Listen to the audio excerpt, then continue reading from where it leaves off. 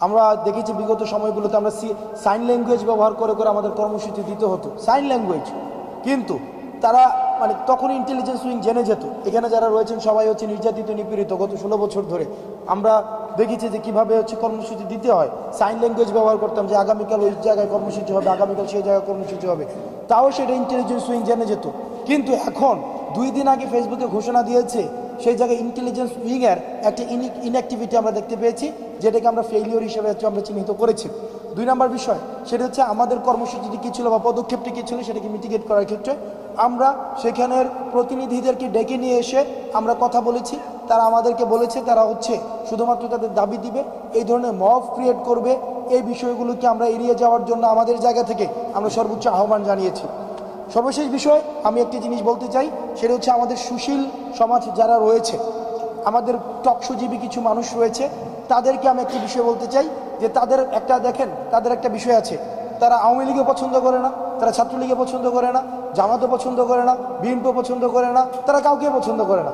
তারা হচ্ছে কি যেই আসে তাদের মানে তাদের মূল কাজটা হচ্ছে যেই থাকবে তাকেও শুধুমাত্র সমালোচনা করা।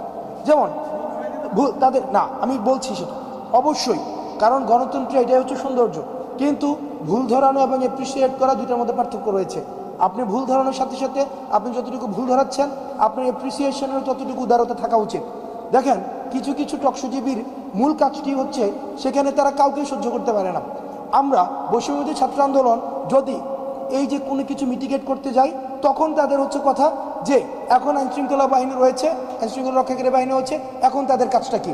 আবার যদি না যাই তখন হচ্ছে কি যেহেতু তারা যাচ্ছে না কেন, তারা তো আন্দোলনটা করেছে, এখন তাদের কারণে এই সংঘর্ষগুলো হচ্ছে। এখন সেই জায়গাতে আমাদের যারা হচ্ছে সুশীল সমাজ রয়েছে, যারা আমাদেরকে দিক নির্দেশনা দেয়, তাদের কাছ থেকে আমরা যেটাকে আমরা বলি যে আমরা গঠনমূলক সমালোচনা প্রত্যাশা করি। কেউ সমালোচনার ঊর্ধ্বে না, কিন্তু আমরা চাই তারা আমাদের অভিভাবক, তারা হচ্ছে আমাদের বুদ্ধিকে তারা প্রতিনিধিত্ব করে, সেই জায়গা থেকে আমরা গঠনমূলক সমালোচনা প্রত্যাশা করি। শুধুমাত্র সমালোচনার জন্য সমালোচনা অথবা শুধুমাত্র অ্যান্টি এস্টাবলিশমেন্টে প্রাসঙ্গিক থাকার জন্য সমালোচনা, এটি ইতিবাচক কোনো ধরনের পরিবর্তন আনে না, বরং এটি শুধুমাত্র ঘটনা প্রবাহকে, সেটি শুধুমাত্র হচ্ছে এক ধরনের প্রাসঙ্গিকতাকে শুধুমাত্র টেনে নিয়ে যায়। আরেকটি বিষয়, এখানে গণমাধ্যমের কর্মীরা যারা রয়েছেন আপনাদের কাছে বিনীতভাবে অনুরোধ করব বস্তুনিষ্ঠ সংবাদ পরিচালনা করার জন্য। যে ইসকনের যে ঘটনাটি ঘটেছে সেখানে দেখেন এখানে অনেক মিডিয়াতে আমরা দেখেছি যে এখানে বলা হয়েছে যে হিন্দু ভেবে তাকে আক্রমণ করে হচ্ছে মেরে ফেলা হয়েছে। এটা কিন্তু বিশ্ব দরবারে এক ধরনের নেতিবাচক এক ধরনের বার্তা পৌঁছায় যে বাংলাদেশে এমন একটি পরিবেশ তৈরি হয়েছে যেখানে হিন্দু ভাবলে মানুষকে মেরে ফেলা হচ্ছে। তো আমি আপনাদের কাছে প্রত্যাশা করব এই পুরো অভ্যুত্থানে আপনাদের যে নিরলস পরিশ্রম, সেই পরিশ্রমকে আমরা সবসময় কৃতজ্ঞতা ভরে স্মরণ করি, কিন্তু একই সাথে সাথে আপনাদের দায়িত্ব অনেক বেড়ে গিয়েছে।